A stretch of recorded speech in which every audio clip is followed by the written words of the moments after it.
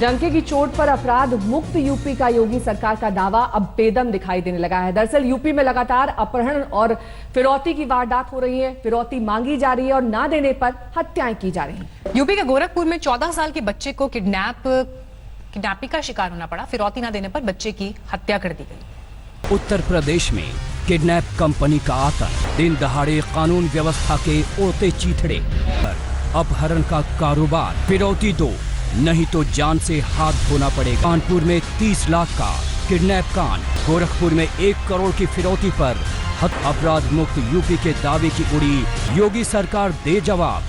UP में राम राज या गुंडा राज। प्रदेश में इस तरह से अपराधियों के हौसले बुलंद हैं। ये योगी आदित्यनाथ के गोरखपुर में ही दिख गया है किस तरीके से वहां पर एक घिनौनी वारदात को अंजाम दिया गया। गोरखपुर में अपहरणकर्ताओं ने दिन दहाड़े बच्चे को अगवा किया, 1 करोड़ की फिरौती मांगी और नहीं मिली तो मौत के घाट उतार दिया। एक बहन की आंखों से बेहिसाब आंसू बह रहे हैं। एक बहन आज बेसहारा हो गई, भाई साथ छोड़ गया, विलाप कर रही है, खून के आंसू रो रही है।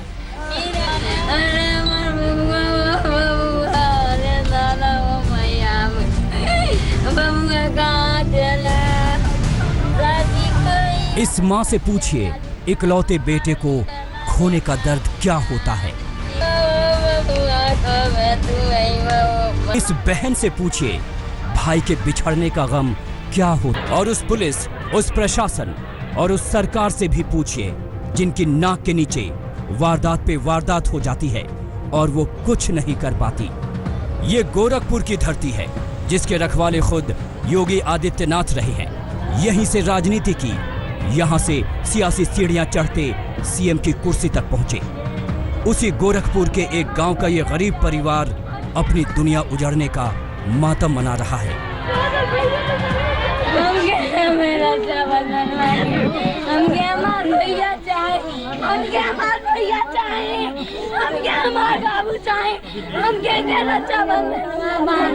बारह बजे बाद वो निकला है, 12 बजे निकला है, 3 बजे किडनैपर से स्वयं बात हुई है। उसने 1 करोड़ रुपया की फिरौती मांग रहा। हमारे पास 10 लाख की भी होता नहीं, हम 1 करोड़ रुपया कहाँ से देंगे।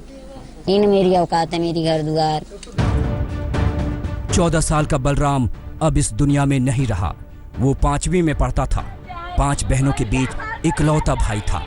रविवार को दोपहर का खाना खाने के बाद दोस्तों के साथ खेलने निकला। बलराम तो वापस नहीं आया, लेकिन एक हिला देने वाला कॉल जरूर आ गया। क्राइम ब्रांच और एसटीएफ सबकी जो है टीमें लगी रही हैं। आज जो है एक अभियुक्त हम लोगों ने पकड़ा, उसकी निशानदेही पे ये जो डेड बॉडी जो बरामद हुई है। तमाम लोग हिरासत में लिए गए हैं और अन्य अभियुक्तों की जो है धरपकड़ के लिए जो हमारी टीमें लगी हुई हैं। फिरौती की रंग पहले मांगी गई थी। अब देखिए, अभी प्राइमा फेसी जो है ये बात आई है कि कल ही जो है इसकी हत्या जो है कर दी गई थी। अब चीज़ें और हम लोग इन्वेस्टिगेट कर लें तब आपको बताएंगे। पान की छोटी सी दुकान चलाने वाले बलराम के पिता के लिए 1 करोड़ की फिरौती का इंतजाम कर पाना बस की बात नहीं थी। सिर्फ और सिर्फ पुलिस का सहारा था। परिवार ने पिपराइच थाने को सूचना दी। पुलिस हरकत में आई, तफ्तीश में जुटी, फोन को सर्विलांस पर लगाया, लेकिन ये सारी कवायद बेकार रही।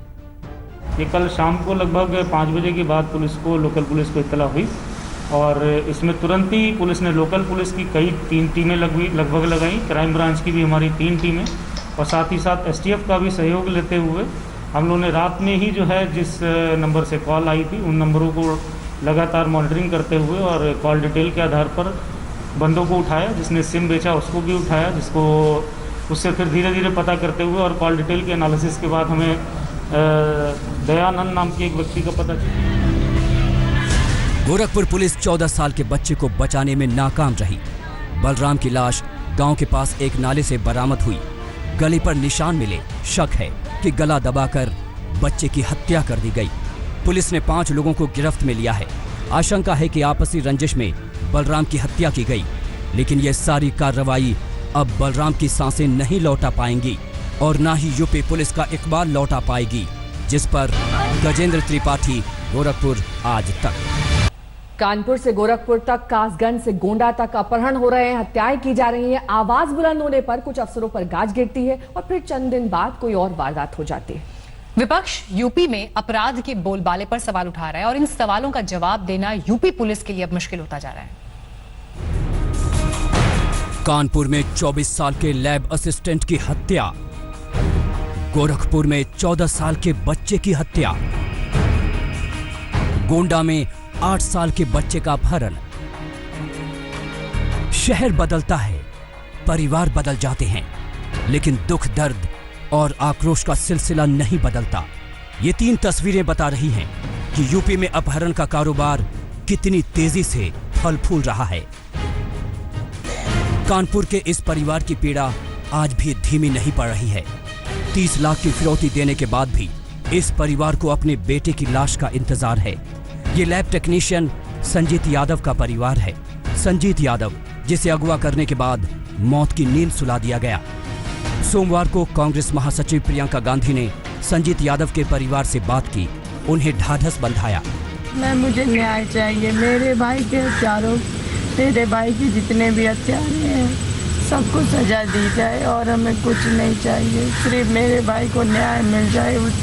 उसको जिंदा तो नहीं ला सके, कम से कम हमारे सामने उसकी बॉडी तो ला के हमें दे दे, हमारी यही मांग है। हम अपनी तरफ से पूरी कोशिश करेंगे। हम बार बार इसको उठाएंगे, तो बात करेंगे। आपकी राजनीति की बात नहीं है, मैं अपने दिल से कह रही हूँ, हम आपके साथ किसी भी तरह से हम मदद करेंगे। कानपुर पुलिस की बार बार नाकामियों के बाद वहां के कप्तान का तबादला कर दिया गया है।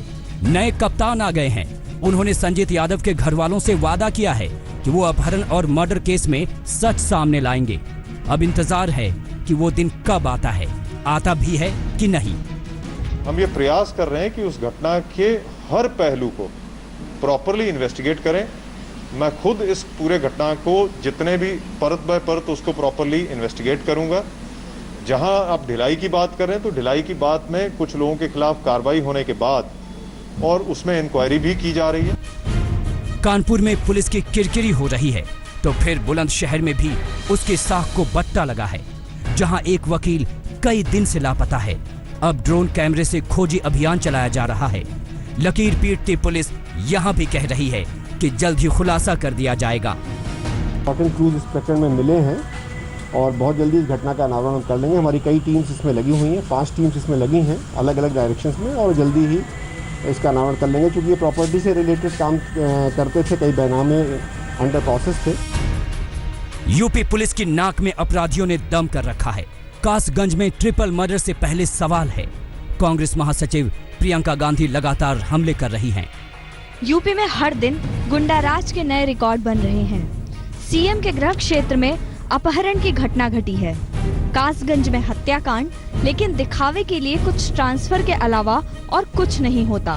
जंगल राज बढ़ता जा रहा है। एक के बाद एक वारदात ने यूपी पुलिस के इकबाल पर बड़ा सवाल खड़ा कर दिया है। अपराध मुक्त यूपी महज एक सपना बनकर रह गया है। कानपुर से रंजय सिंह के साथ शिवेंद्र श्रीवास्तव, आज तक। रुकना होगा यहाँ छोटे से ब्रेक के लिए, फौरन होंगे हाजिर। टिकते रहिए एक और 11। नमस्कार, मैं हूं अंजना ओम कश्यप। हमें उम्मीद है ये वीडियो आपको पसंद आया होगा। लेटेस्ट खबरों के लिए यूं ही देखते रहिए आज तक, और इस वीडियो के पसंद आने पर लाइक, शेयर एंड सब्सक्राइब करना ना भूलें।